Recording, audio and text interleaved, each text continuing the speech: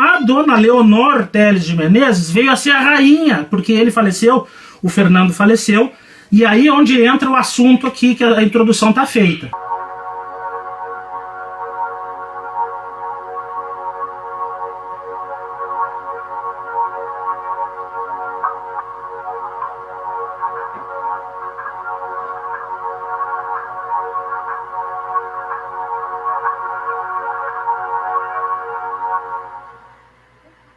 Ela ficou de regente em favor da filha, que era a Beatriz de Portugal.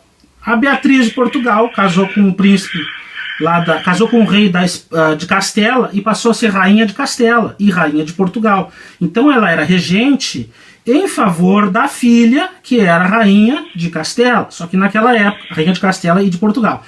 Naquela época não podia uma rainha assumir, tinha que assumir o marido, consorte dessa rainha, que tinha que assumir como rei. E o consorte desta rainha era o Dom João I de Castela, era o rei de Castela. Ele era o rei de Portugal.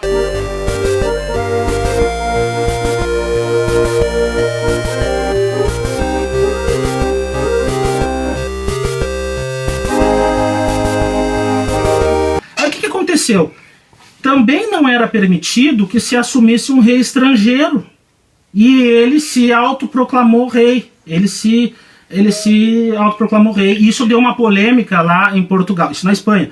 Deu uma polêmica em Portugal. Por que deu polêmica? Porque ele não podia, né? Aí veio o tratado. Olha que interessante que é o Tratado de Salvaterra de Magos. O Tratado de Salvaterra de Magos permitiu que o João de Castela viesse a ser o rei. Isso não era permitido. Depois eles formaram o Partido Legitimista. Por quê? Porque eles reivindicavam a legitimidade. Por que eles reivindicavam a legitimidade? Porque eles diziam que, segundo o Tratado de Salvaterra de Magos, eles diziam que o herdeiro que eles fossem gerar, a Beatriz e o João de Castela, ele seria o rei de Portugal. Então a legitimidade estava sobre um herdeiro que não havia nascido ainda, uma pessoa que estava para nascer. Diz a regra de que filhos bastardos não podem assumir a linha sucessória. Isso sempre foi assim. Obrigado, Fábio. Exatamente. Desculpa, voltei de novo. Bom, então, o que aconteceu? O filho bastardo, nesta época, era o João de Portugal. E aí vamos começar a traçar os personagens da guerra da Revolução de Avis. O primeiro personagem, Partido Legitimista, João de Castela. Legitimidade estava num herdeiro que não tinha nascido ainda, tá? Aí veio um outro partido que era o Legitimista Nacionalista, que era o João de Portugal. Aí vamos contar desse personagem, que ele é interessante.